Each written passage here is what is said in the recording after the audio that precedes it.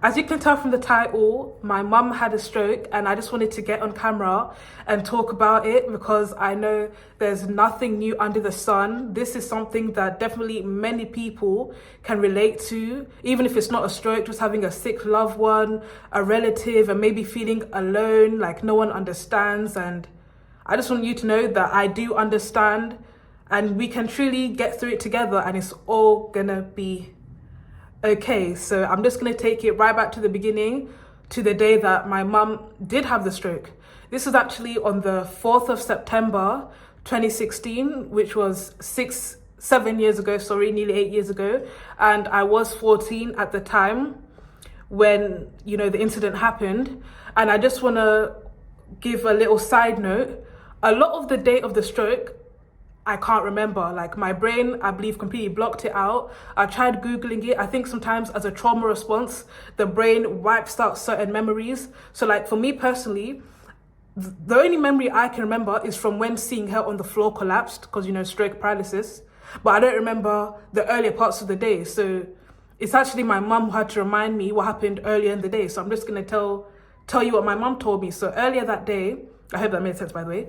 Earlier that day, I had gone to get my hair braided, and my mum had gone to a conference because she wanted to transition her career into the property business. So again, that just showed this was a normal day. None of us expected this to happen. But like I said, I don't remember any of this. I don't remember getting my hair done. I don't remember none of it. But yeah, fast forward that day, 4 September, it must have been around evening time. And I must have been upstairs on my phone, being a young teen girl, probably on social media, whatever I was doing. But all I know is suddenly I was downstairs. Again, I don't remember being called down. I don't remember getting my hair braided. The only memory I remember is just somehow being in the living room and my mum was collapsed on the floor. Now, at that point, nobody knows what's happening. My mum's on the floor. My dad's, on top of her, on top of like holding her. And then suddenly the ambulance had to be called. And I live in the UK, and thank God, obviously this was what happened in 2020. So the ambulance did come instantly. So the ambulance was called and they came. And I just remember she wasn't able to move. And the paramedics were asking her questions like, what's your name? Do you know what day it is? All these kind of things. And with the knowledge that I have now, it's because essentially, for those of you who don't know, a stroke is essentially caused when there's like a blood clot happens in the brain. So the way the brain is, how like our brain can like be split into two parts. So for instance, if you have the blood clot, if it happens on the left side of your brain, the right side of your body can be paralyzed. And likewise, if the clot happens on the right side of your brain, it can be the left side that gets paralyzed. So in my mum's instance, she had a blood clot on the left side of her brain, which caused like complete right side paralysis. Again, I'm not a doctor. I'm just giving the general knowledge that I know. I'm not an expert on it. So the reason why they were asking her, what's your name, how old are you, is because they wanted to see if her brain was still functioning. Because of course you can imagine, if something happens to your brain, it can affect like your memory. One of the side effects of stroke can be dementia. You don't remember your children, you don't remember your name, you remember nothing essentially. So yeah, the ambulance came up.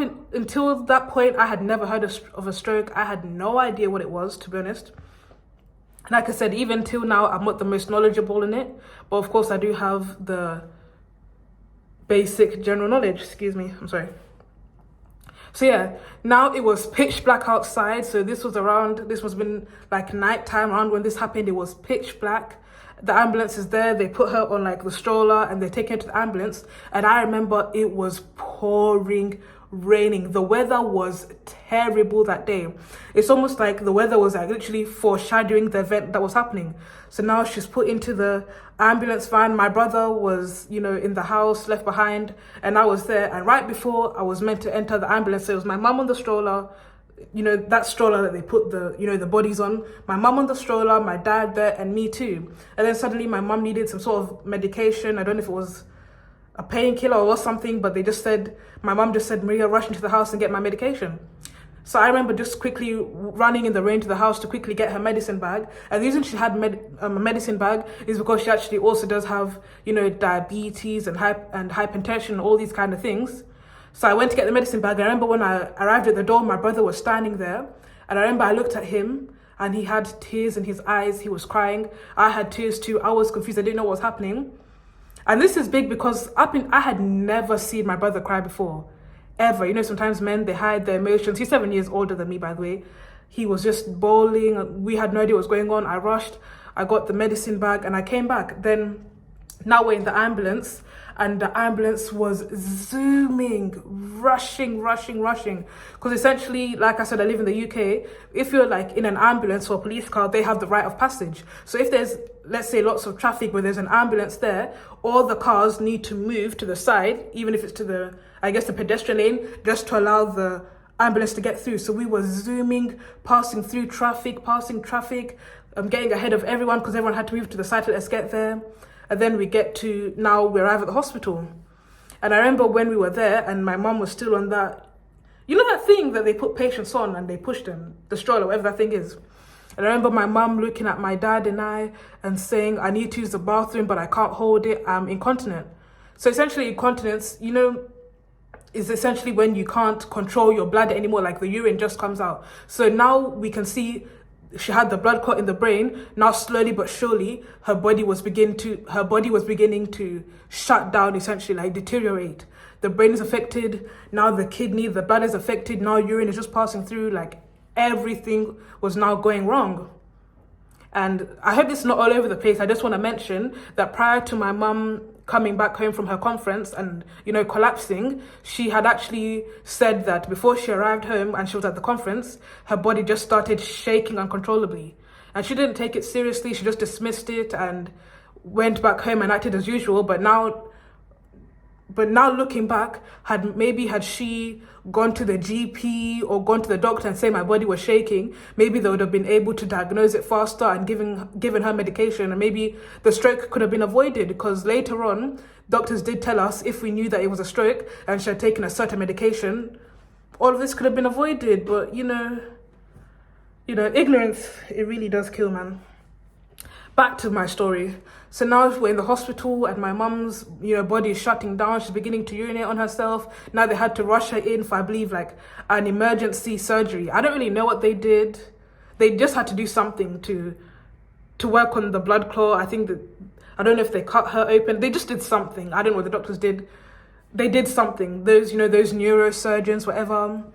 And I remember from that moment after they did the surgery, and we thank God everything was successful. Yes, till this day she does still have paralysis on her right hand side. She can't move without a stick.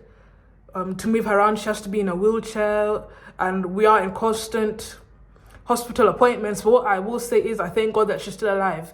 Even though our lives literally turned upside down, I went from having a healthy mother who could walk and do things for herself to essentially almost getting into a kind of vegetative state. Have you ever heard it when people get paralyzed and the doctors describe them as, a vegetable? Some of you may know what that means, some of you may not. So yeah, from the day when she got the stroke, she ended up staying in hospital for like 1 month. For 1 month she was in hospital. So you can just imagine how crazy this is. It's just a normal day. You think it's gonna be just like every other day where you wake up with your mom in the house with you, and now suddenly she just collapses, she's gotten a stroke, and now she's in hospital for over a month. So she was there for a month. I was 14, and I just remember, of course, at that time it was September. And because it was September, that was the new year. I think I had just gotten into year 9 or year 10. I think it was year 10. Yeah, year 10. I'm not sure what the American equivalent of that is, but I was 14. I had just turned 14. So I remember that every single day after school, you know how like you have the bell rings to show like, oh, it's time for the next class, it's the end of the day or whatever. Whenever the bell would ring to signify that it was the end of the day, I would get on a bus immediately to the hospital. Every single day. Not a single day passed where my mom was in the hospital where I didn't get on the bus to go and see her. And I remember I didn't tell anyone. And there'll be some people that may one day end up scrolling through. Sorry. There may be some old friends and stuff who may one day find this video who had no idea that my mum had a stroke and all these things happened. And the crazy thing is, yeah, I never planned not to tell anyone. I never thought, yeah, let me just keep it quiet, but I just never did. And I guess the longer that time passed of me not telling anyone that, oh yeah, my mum had a stroke, and yeah, things turned to hell in my household, I think I just got used to it and said, okay, I'll just continue not telling anyone. Apart from one friend that I told a couple of years later, I just kept it secret. Whenever I'll talk to other people about families and stuff, I just talked to them as if my mum was still completely healthy. Does that make sense?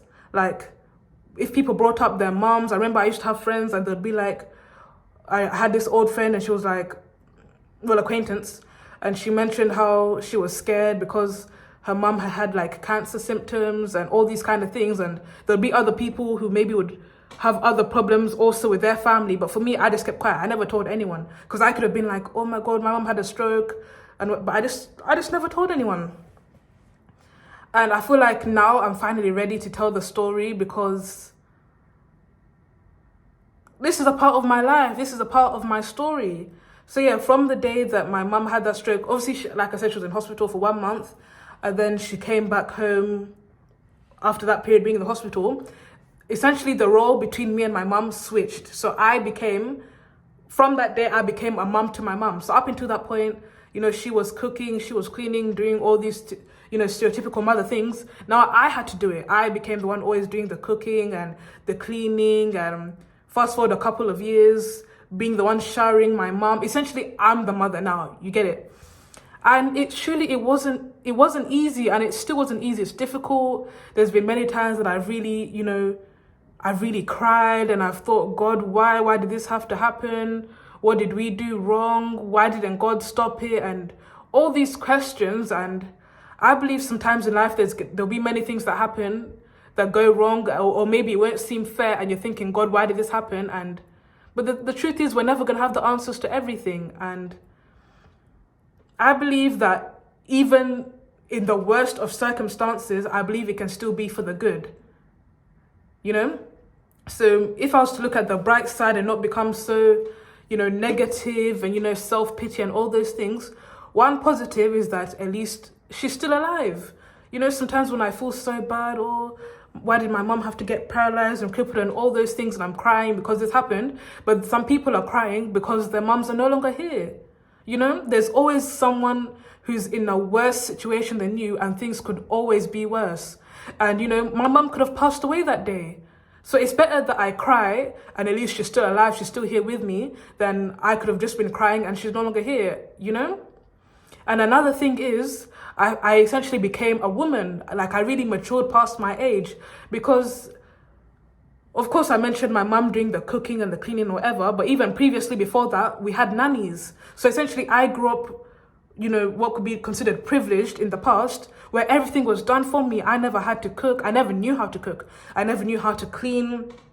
I didn't even know how to use a washing machine, nothing. But when my mum fell sick and we no longer had, nannies and that kind of stuff, I matured very quickly. And now I'm a very good cook. I'm a good housekeeper.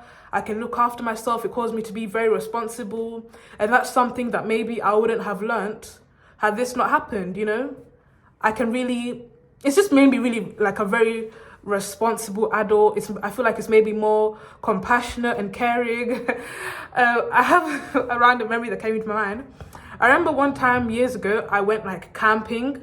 There's this thing in the UK that's called NCSS, where for like a couple of days or a couple of weeks, a group of young people from the ages of around maybe 16, around the age of 16, you go to like some faraway place, and I can't describe it, you just have to look it up. Just Google NCSS. It's just camping, it's just fun, And I remember one time after the NCS thing was over and we were allowed to, go back to our houses, I must have gone with this one boy to McDonald's because he was like, oh, Maria, could you go with me, whatever. So I went with him and we were just having a normal conversation, just talking casually. And literally out of nowhere, he was like, Maria, you're so lovely. Your children are going to love you, and your children are really going to love you. And that was so unprovoked. And I've had many comments like this where people be like, oh yeah, Maria's the mum of the friendship group. You're so lovely, Maria this.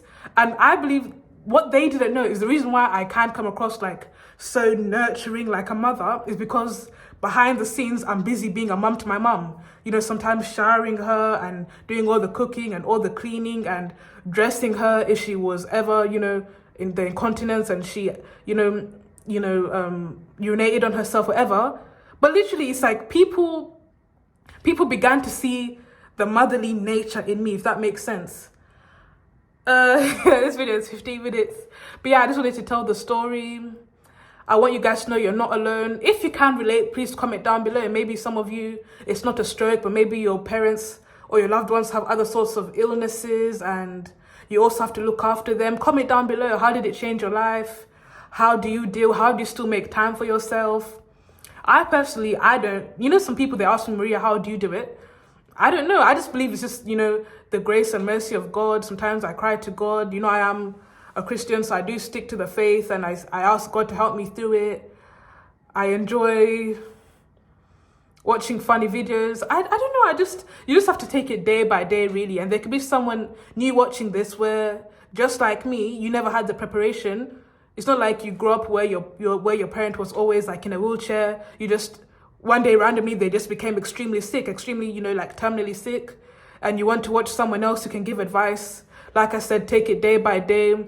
You'll overcome by the grace of God, and just be grateful. That's what I would say. As bad as it can be, and you can feel like, oh, but my parents are always in the hospital. It's not fair. Like, why is this happening to me?